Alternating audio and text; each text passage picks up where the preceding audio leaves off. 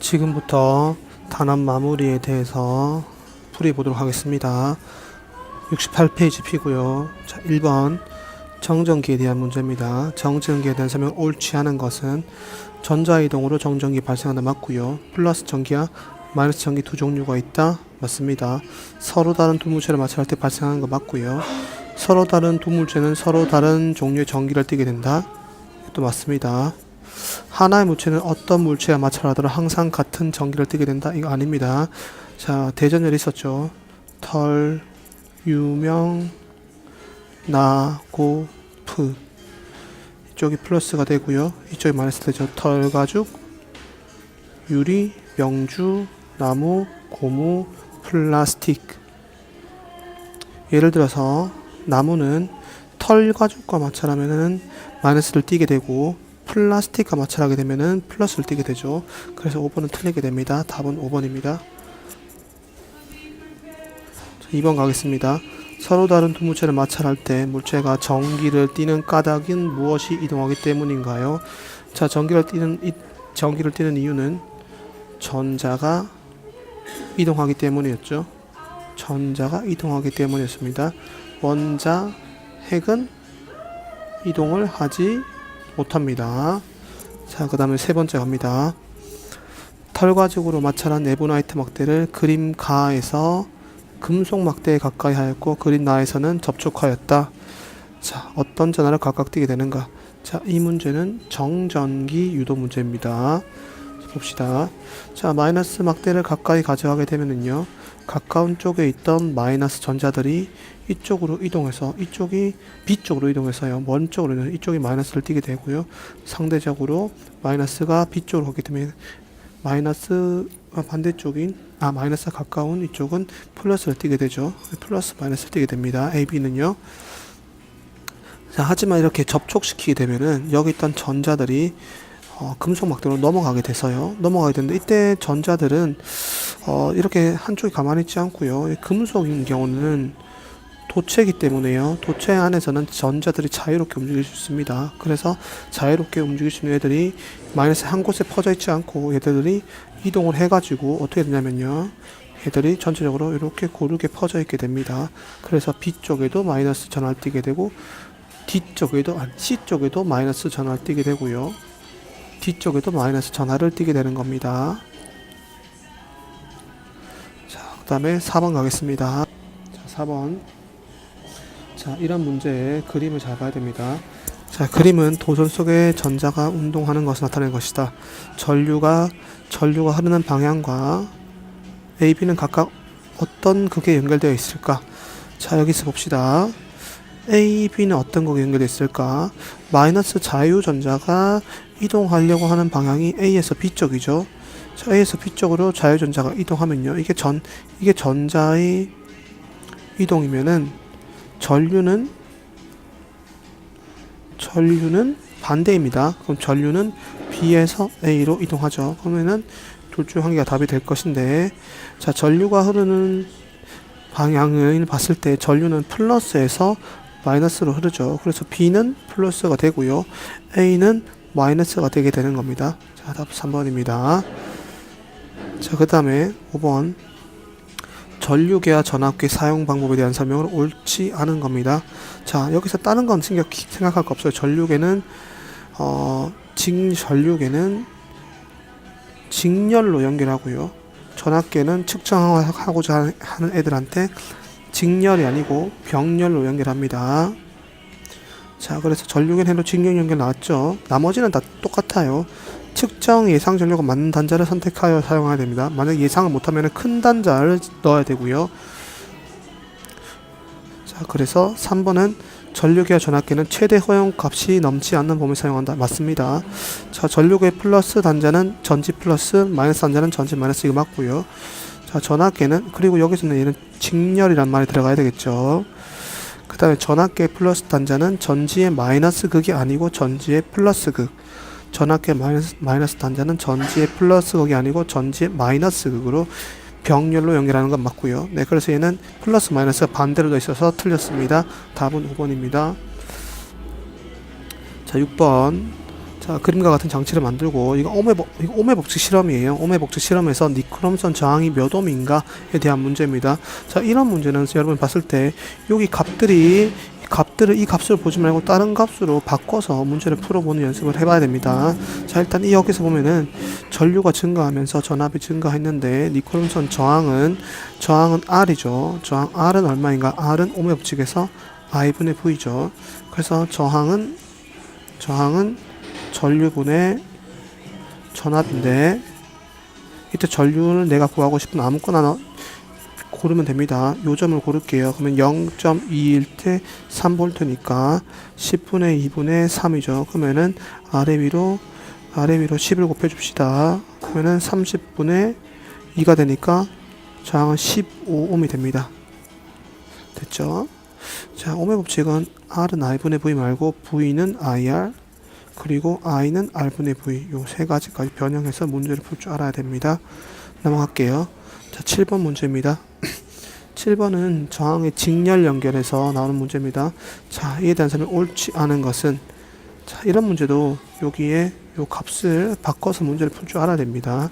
자, 다 전구에 흐르는 전류의 세기는 2A, 다에 흐르는 걸요. 다에 흐르는 거와 나에 흐르는 거와 가에 흐르는 건 다 같습니다. 직렬에서는요. 직렬에서는 전류는 같습니다. 어느 곳에서든. 전압이 다르죠. 자, 전류 봅시다. 전류를 구하려면은 일단은 여기에 저항, 전체 저항을 알아야 돼요. 저항은 R1 더하기 R2 더하기 R3가 전체 합성 저항이 되겠죠. 다 더하면 얼마죠? 6ohm이 되겠죠. R 합성은 6ohm입니다. 그러면 전류 I를 구하려면 I는 R 합성분의 V인데 V가 6V죠. R 합성은 6ohm이니까 I는 몇 암페어입니까? 1A입니다. 여기도 1A라고 흐르고, 가도 1A, 나도 1A, 다도 1A가 흐릅니다. 그래서 답은 얼마죠? 답은 얘가 1A입니다. 그래서 얘가 틀리게 된 거예요. 답은 1번이겠죠. 자, 근데 얘는 이거 말고 다른 것도 풀이할 줄 알아야 돼요. 자, 전압의 크기는 2V이다. 전압의 크기를 2V인 거를 알려면은요, 한번 좀 지울게요. 자, 전압의 크기를 알려면은 여기서 전압이 얼마나 걸리는지 봐야 돼요. 근데 전압은 여기서 봤을 때 여기에 전압은 V2, V1, V3라고 할게요. 얘는 V1은 I1, R1, V2는 I2, R2, V3는 I3, R3입니다. 근데 여기서 I는 다 같죠. 그래서 얘들은 이렇게 됐을 때는 I는 아까 R이 1ohm였으니까요. I가 1A가 나왔죠. 그럼 여기는 1 곱하기 1이니까 1V가 되게 됩니다. V1은 1V고요. 여기도 I가 1A고 R이 2ohm이니까 얘는 2V가 되고, 얘는 3을 넣으면 3V가 되겠죠. 그래서 나에 걸리는 전압의 크기는 2V입니다. 자, 이렇게 계산하면 되는 거예요. 그거 말고도 V1 플러스 V2 플러스 V3가 6V가 돼야 되고, 그리고 얘들은 V1 대 V2 대 V3가 R1 대 R2 대 R3랑 같으니까, I는 같으니까요. 얘가 1대 2대 3, 1대 2대 3을 나눠 가질 수 있고, 6V가 될 수 있는 방법은 V2는 2V밖에 없는 겁니다. 이렇게 계산해도 관계없습니다. 자, 그리고 모든 전류에 흐르는 전류의 세기는 일정하다. 맞고요. 전압의 합은 전체 전압의 합과 같다. 맞고, 1대 2대 3이 되기도 맞죠. 그래서 답은 1번이 되는 겁니다. 자, 다음 문제는 병렬 문제입니다. 전지에서 전류가 흐르는데 전류의 가나를 측정했을 때 1A, 3A였고, R의 저항값이 얼마인가? 그렇게 가다가 지금 이렇게 전류가 갈라진 상황입니다. 위로 1A 갔으면 3A에서 1A 갔으면요, 밑으로는 2A 가겠죠. 자, 그럼 여기 저항 R 값은 얼마인가? 자, 이런 문제는요, 저항을 묻는 문제인데, 얘는 병렬이니까요. 병렬에서는 뭐가 일정하다 했죠? 병렬은 전압이 일정합니다. 그러면은 여기 걸리는 V랑 밑에 걸리는 V가 같다는 거예요. 그럼 위에 걸리는 V는요, 자, 다시 볼게요. 여기 걸리는 V1과 여기 걸리는 V2가 같다는 겁니다. 자, V1은 I1, R1이고요. 여기 V2는 I2, R2인데 얘랑 얘가 같다는 말이에요. 그럼 I1은 여기서 나오는 얘겠죠. 1A가 흐르겠고 여기 걸리는 저항은 6ohm입니까? 곱하기 6ohm입니다. 근데 I2는 여기 써보면은 3A에서 1A가 위로 갔으니까 밑으로는 2A가 가겠죠. 그러면 2 곱하기 이 저항이 우리가 구하려고 하는 R입니다. 그러면 얘랑 얘가 같다는 거예요. 그럼 답이 얼마일까요? R은 3ohm. 네, 이렇게 풀 수 있습니다. 자, 이게 첫 번째 풀이입니다. 자, 그래서 첫 번째 3ohm으로 풀 수 있고, 자, 두 번째로 푸는 방법은 이렇게 푸는 거예요. 자, 2A가 전류가 흘렀어요. 밑으로 1A. 자, 위로는 1A가 흘렀는데 밑으로는 2A 더 많이 전류가 흘렀죠. 더 많이 전류가 흐른다는 것은 여기서는 이쪽이 밑에가 위에보다 더 가기 쉽다는 건데 2배 더 가기 쉽다는 거예요. 그럼 2를 나누면 되겠죠. 그래서 6보다 2를 나눈 3ohm만큼 저항밖에 없기 때문에 가기 쉽다. 네, 그렇게 되고 검산으로 해보는 겁니다. 얘랑 얘랑 곱한 값과 얘랑 얘랑 곱한 값이 같은지 같죠? 그러니까 틀리지 않는 겁니다. 그래서 답은 몇 ohm? 3ohm. 네, 이렇게 푸는 겁니다. 그 다음에 9번. 자, 얘는 직선 전류에 의한 자기장, 직선 전류에 의한 자기장 문제입니다.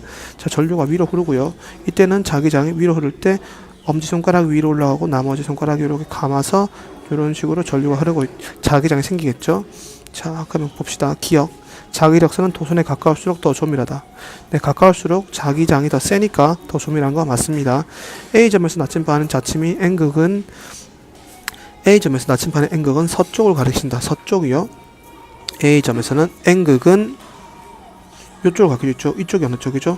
동쪽이죠. 얘는 동쪽을 가리키는 겁니다. 그래서 얘는 틀렸습니다. 도선을 중심으로 하는 동심원 모양의 자기장이 만들어진다. 동심원은 같은 중심을 하는 원이죠. 이런 식으로 자기장이 만들어지죠. 자, D것도 맞습니다. 자, 넘어갈게요. 자, 10번. 자, 얘는 전동기 문제입니다. 도선이 움직이는 방향은 어느 곳인가? 자, 여기서 전류 이렇게 흐르고 여기서 밑으로 흐르고 자기장은 N에서 S고요. 여기 봤을 때 손가락을 해보면 되는데 여러분 손을 직접 해봐야 돼요. 손을 해가지고 자, 전류가 위로 올라가고 엄지손가락 위로 올라가고 나머지 손가락의 손날이 오른쪽으로 갔을 때 손바닥은 밑으로 향하는 걸 확인할 수 있을 겁니다. 직접 해보세요. 그 다음에 옆에는요, 네, 전류는 밑으로 흐르고 엄지손가락이 밑으로 향하고 오른쪽의 손날이 오른쪽으로 향할 때 손바닥은 위로 향하는 걸 확인할 수 있을 겁니다. 그래서 얘는 이런 식으로 돌게 되는 전동기죠. 그래서 답은 C와 H, 네, 3번이 되는 겁니다. 이런 상황에서도 얘랑 얘를 바꿔보고 얘랑 얘를 바꿔서 네 가지 경우를 다 공부할 줄 알아야 됩니다. 자, 그 다음 11번요. 11번. 네, 얘는 전자기 유도. 코일에다가 자석을 왔다 갔다 해서 코일 속의 자기장의 변화가 어떻게 얘들의 유도조력이 생기는지에 대한 문제입니다. 자, 어떻게 하면 생길까? 봅시다. 자석을 깊게 넣었을 때 가장 센 전류가 흐른다. 가장 깊게 넣었을 때 가장 센 전류가 흐른다. 무슨 말인지 일단 넘어가 볼게요. 자석을 느리게 할수록 센 전류가 흐른다? 이건 아니죠. 자석이 극을 반대로 하면 전류는 흐르지 않는다. 극을 반대로 해도 전류는 흐릅니다. 코일의 가문수가 많을수록 센 전류가 흐른다. 이거 맞습니다. 자석 두 개를 묶어서 실험을 하면은 전류의 세기는 약해진다?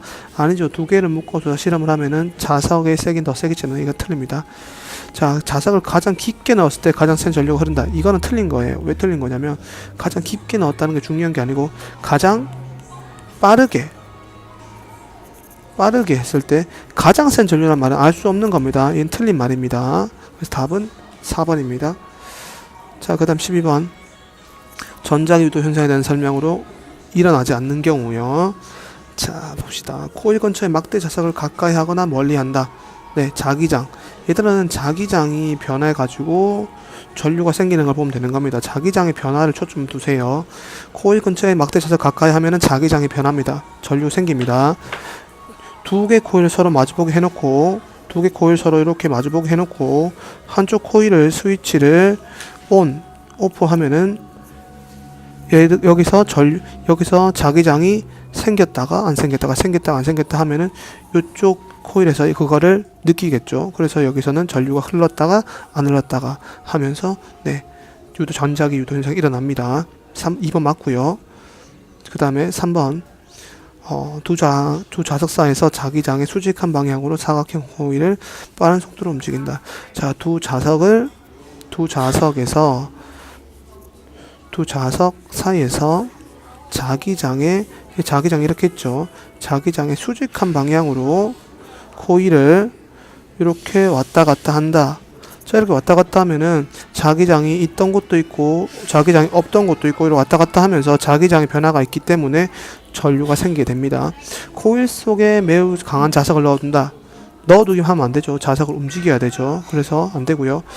자, 자석의 N극 S극 사이에서 사각형으로 된 코일을 빠른 속도로 회전시킨다. 회전시킨 거 맞습니다. 이게 바로 전동기죠.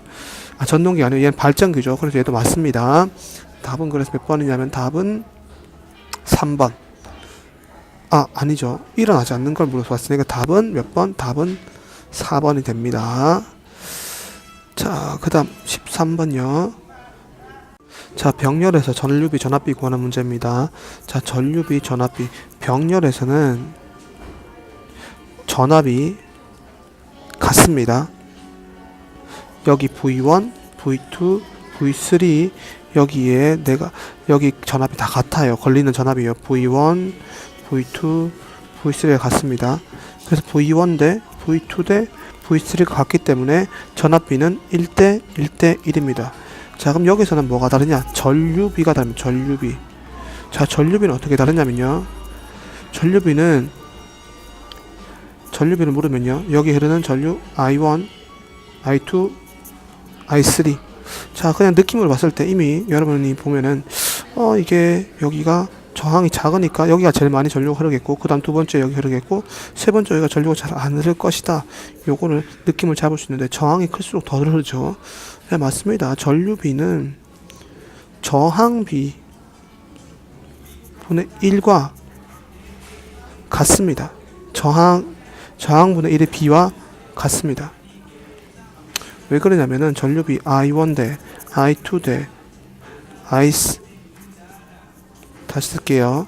전류비 I1 대 I2 대 I3는 R1분의 V1 대 R2분의 V2 대 R3분의 V3와 같은데, 이때 V1과 V2와 V3가 같았기 때문에 얘들은 R1분의 1 대 R2분의 1 대 R3분의 1이 됩니다. 그래서 지금 여기서 R1이 10, R2가 20, R3가 30이었죠. 그러면은 이거를 곱하기 양변에다가 60을 곱해주면요, 얘는 6대 3대 2가 되는 겁니다. 자, 여기까지 됐습니다. 14번과 15번은 풀이를 생략하겠습니다. 자, 오늘은 여기까지 정리할게요.